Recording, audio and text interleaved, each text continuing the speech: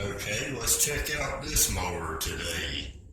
This is what's called a Parmi mower, or some of these, if you ever see one, the Lazy Boy name might be on them. So yeah, it's a recliner company. The year on these is about 1979. I believe the makers, the Parmi Tool Company of Lynn, Indiana, were eventually, like every other mower manufacturer in the USA, they were consumed by MTD. This is model number B400H. This mower has two cut blades or a cross blade set up. A 4 horsepower Briggs & Stratton engine is the power station on this unit. Other than a crap load of light rust, I think this unit may be something that can run again. I've never heard of even worked on this brand before, but I'm guessing parts would be unobtainable. But then again, there's not a lot here that needs parts, like maybe belts, a spark plug, blades, and air filter, but I think that those can probably be obtained. Blades, I don't know, but what I do know is that the engagement cable has what appears to be a broken spring that is a part of this cable. Now, that person that gave me this lawnmower said he took it to a few repair shops, and they absolutely just refused to work on it. So he brought it back home, and it sat for many years. Fortunately, in a barn where it's been dry. Well, I don't think getting the cable would be an option, so I'm going to try to come up with a way to fix that. But before I go through all of that adventure, I got to know a few things first. Does it take spark? Yes. Do we have it? I don't know. It takes air, and we have to have air, and we have to have fuel, so we have to determine if we have a working carburetor. So before I do anything, I want to hear this engine kick off and the sound of it. Otherwise, this may be a money maker for parts. So let's dig into the spark situation.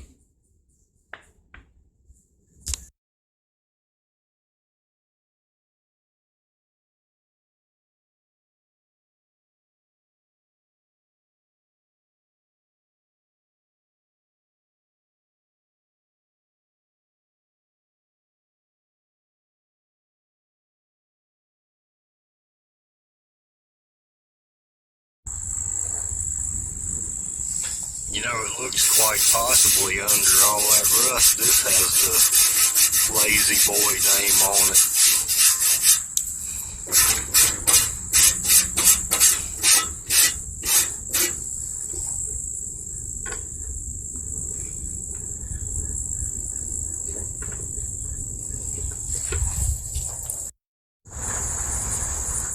Okay, this is a spark tester like you would get at Napa or Harbor Freight, somewhere like that, your local hardware store.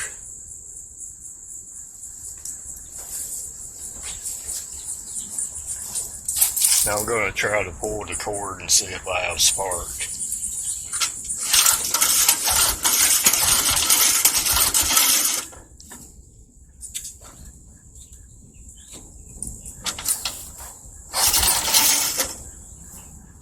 I think I do. I think I made up. We definitely have spark. So I'd like to know if the engine will run. Okay, I'm looking down into the gas tank now.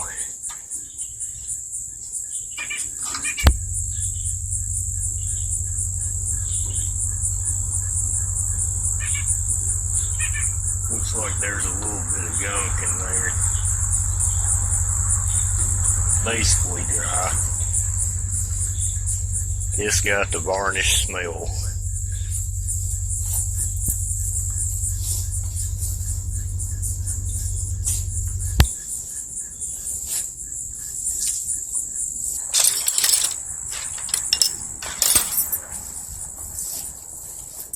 Oh, flathead. head screwdriver and let's take our air filter off and see what that looks like.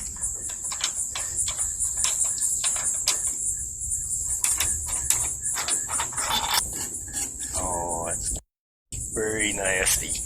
Oh, there's not even one in there. It's so nasty. Oh, jeez.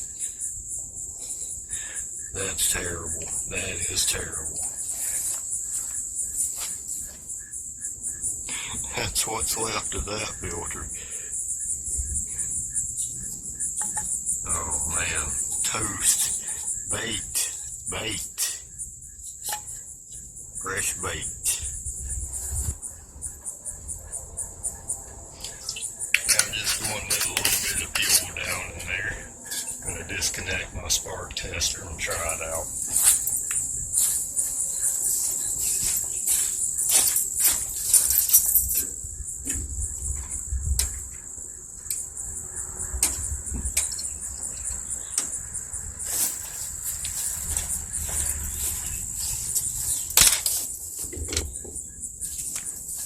Okay, I'm going to give this thing a yank and see if it'll fire off.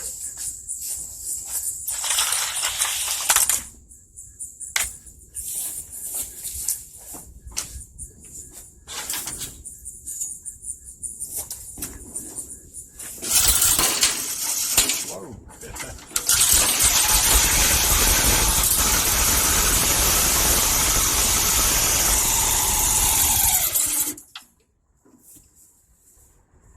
So yeah, it runs. Kind of sounds like that Southland mower when I cranked it though with that recoil start.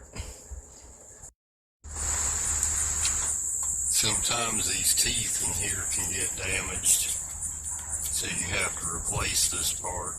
Hopefully we don't have to do that because it's very hard to find those. And these covers ain't no joke. This has a sticker on it too, where it was sold at. Ain't that cool?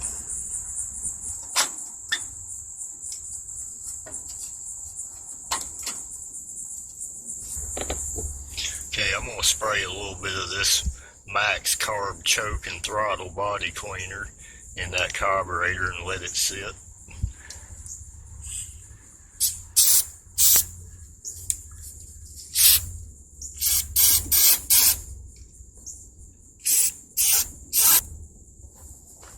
That might help clear any blockage that carburetor might have.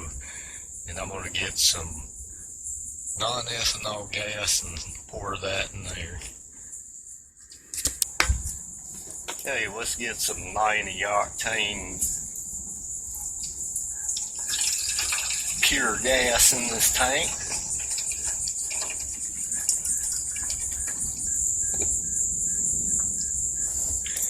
Okay, we've lubricated our pull start. We've got fuel in there. We put a little bit of carbon choke cleaner in that carburetor. Let's see if that carburetor will function and if we fixed our pull start problem.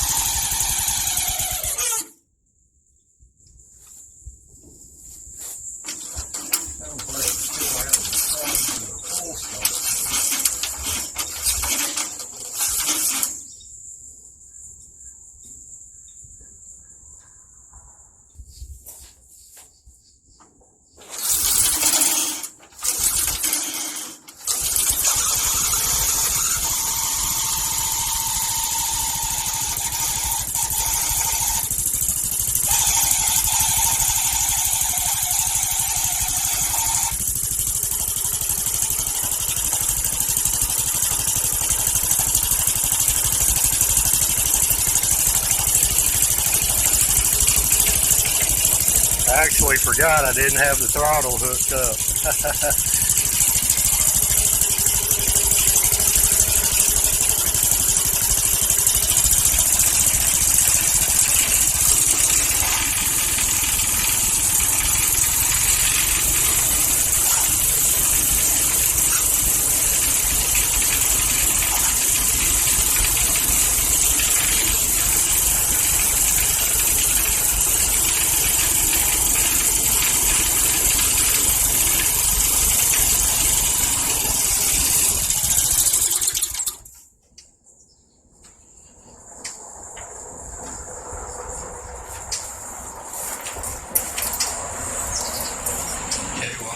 clean up all that throttle stuff there and hook my cable back up, and we'll start it again. I've got it in the start range on the cable throttle. We're recording to the indicator up there. I'm going to try it again.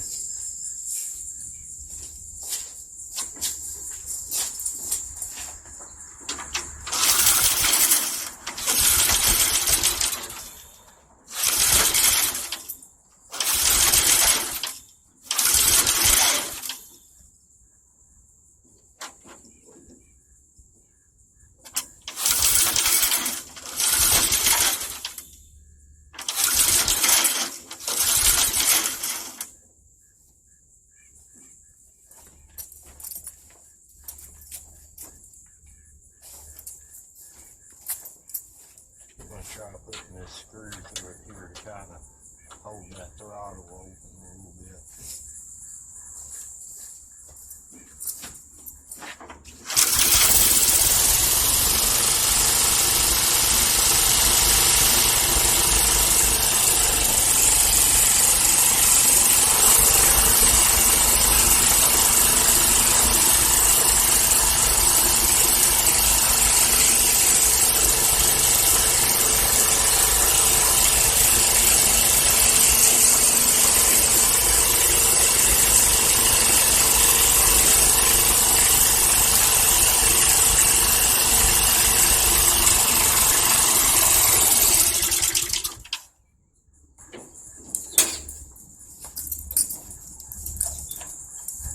Okay, the engine sounds good. As far as fixing our engagement cable for the blade there, we'll have to see about that. I'm using a 1/2-inch socket to look under this cover.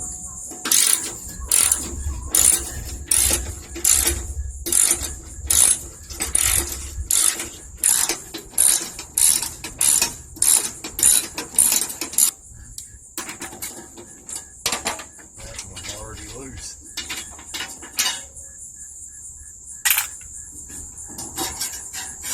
Oh, nice rat's nest. Yeah. Made for those. Terrific. They've actually eaten the belt. That'd have to be replaced. There.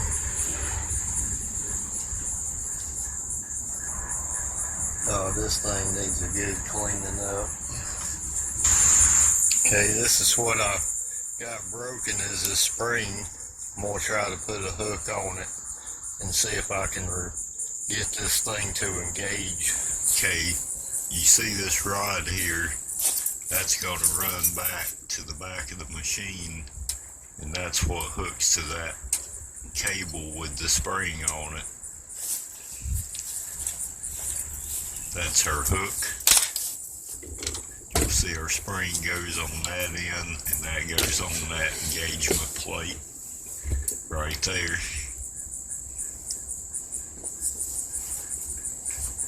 I've got my spring retro fitted back on there and saved. Repurposed, so I'm going to put it back through there now. And I'm going to hook it back on that plate.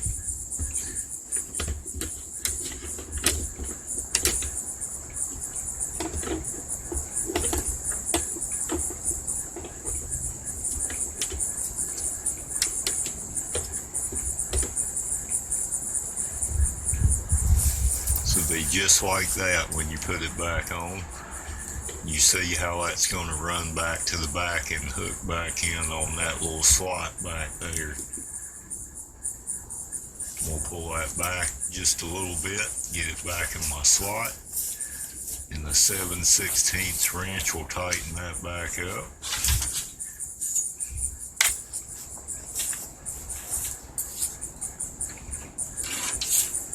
And that should fix our engagement problem with the blade.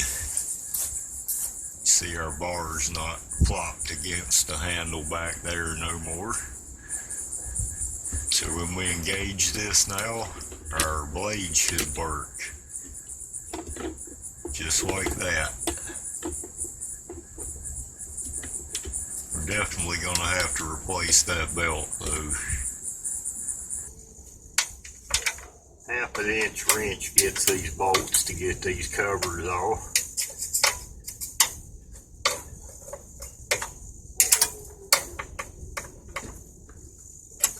We'll have a bolt back here and one on this opposite side. 3 altogether. Then what I do is take a marker and I mark where this cable is, so I'll know exactly where to put it back. This is a slot screw. It's done loosen that.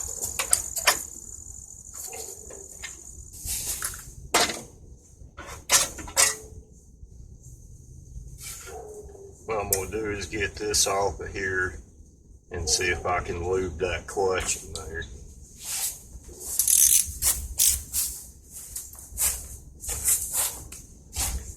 This is a 1/4.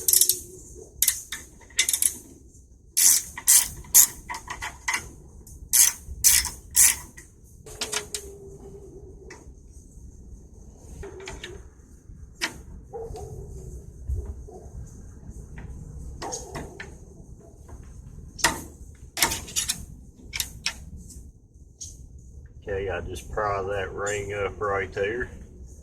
Hey, I'm going to be using some multi-purpose lubricant. If you have debris and stuff in there, you might want to take those balls out of there and clean them out. Clean everything up, just don't lose them. When you lubricate it, be sure to turn that counterclockwise. Otherwise, them balls are going to go flying everywhere. Just work it in. Make sure everything moves, nothing is seized up. And then it should work.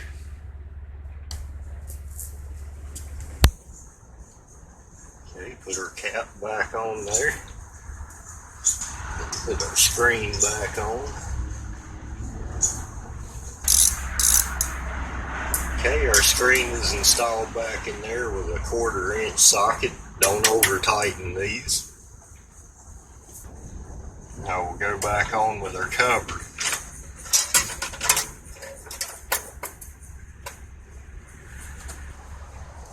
Three bolts, one in the back.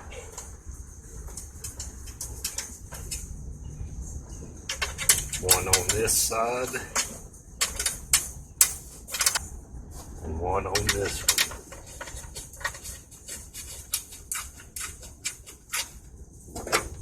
Half-inch wrench.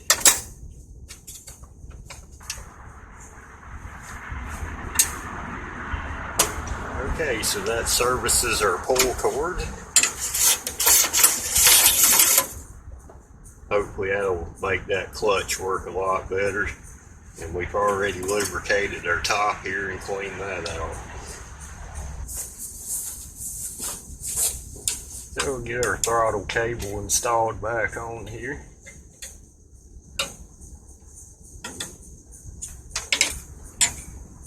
Remember, I said I marked that cable before, so I'm going to be tightening that back down exactly where I marked it.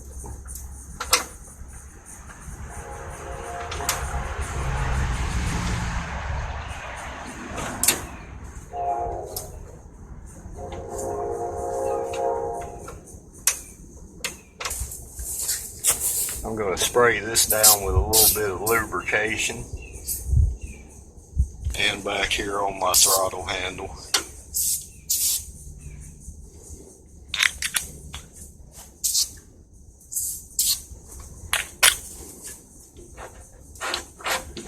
Makes things move a lot smoother.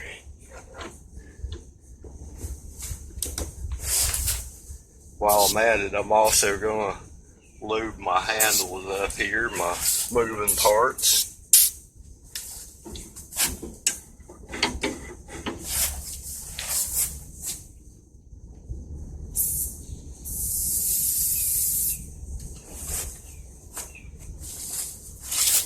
I'm also going to lubricate some of my moving parts right here before I put my new belt on or get a new belt. Okay, I've also taken this and oiled all my wheels up, and anything that's going to move, I'll probably do a better maintenance on it and go over after I see that it's going to run good. Okay, I've made a trip to the Napa store, and I have found that this is the belt for this, or matched the size up and the width and everything. This is the closest we could come to it. This is the closest thing I could find for a filter.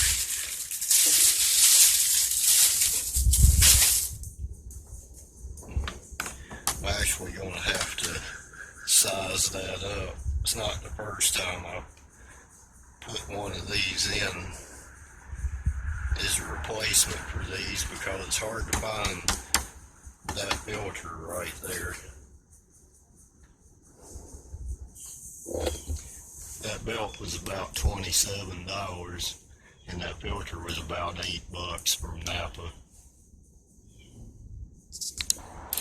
Yeah, I've also changed my oil out with some Napa 10W30. Your oil fill is going to be right here. Just eye your dipstick till you get it full.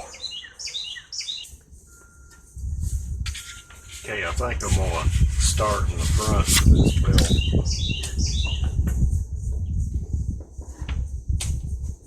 This is the configuration, by the way it's going to run.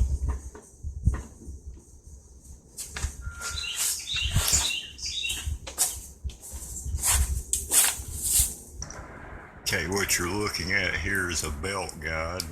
You want to swing that back like that. Make sure your belt gets in between that. Looking at our engine pulley here, we're going over that with our new belt.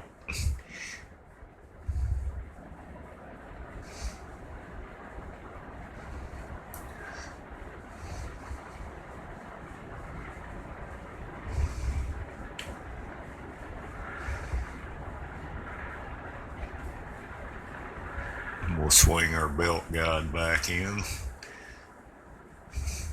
When we get everything set, we'll make sure that's in the right place, not rubbing that belt. This is your belt tensioner, or your what decides your belt tightness. Spring attached to a bolt there.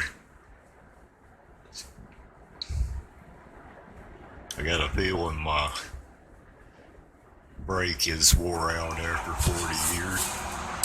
Okay, we'll get our cover back on there. 1/2-inch bolts here. I'm going to clean up these bolts before I put them back in. Okay, I got my bolts cleaned up. These are 1/2-inch bolts. Let's reinstall those.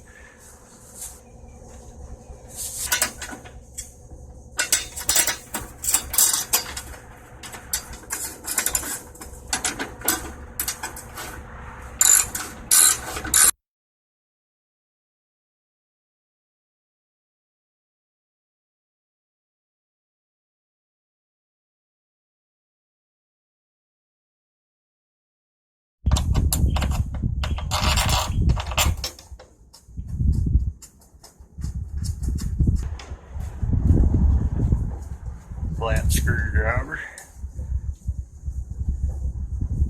Let's get that reasonably tight. Don't ever over tighten these.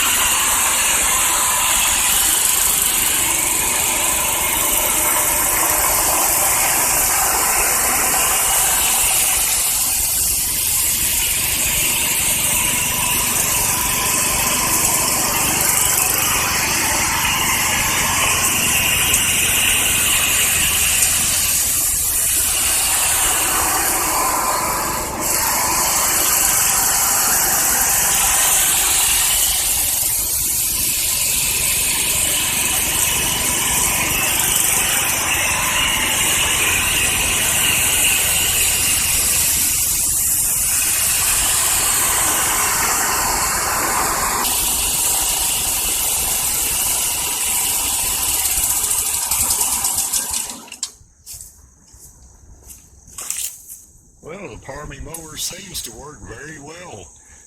Let's look at the grass we mowed with it.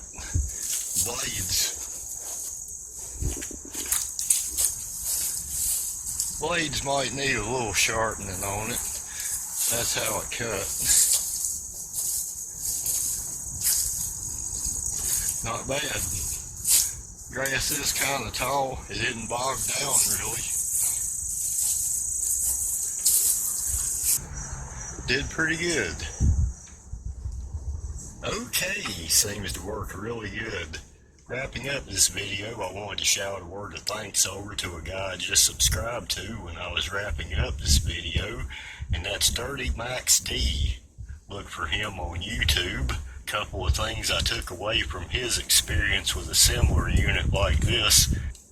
I didn't know that cat dying sound was the clutch in that pull start, so that helped me solve that problem. That also helped me solve a problem on another lawnmower, a Southland, that I'm having a problem with the pull start, and I will be getting that fixed.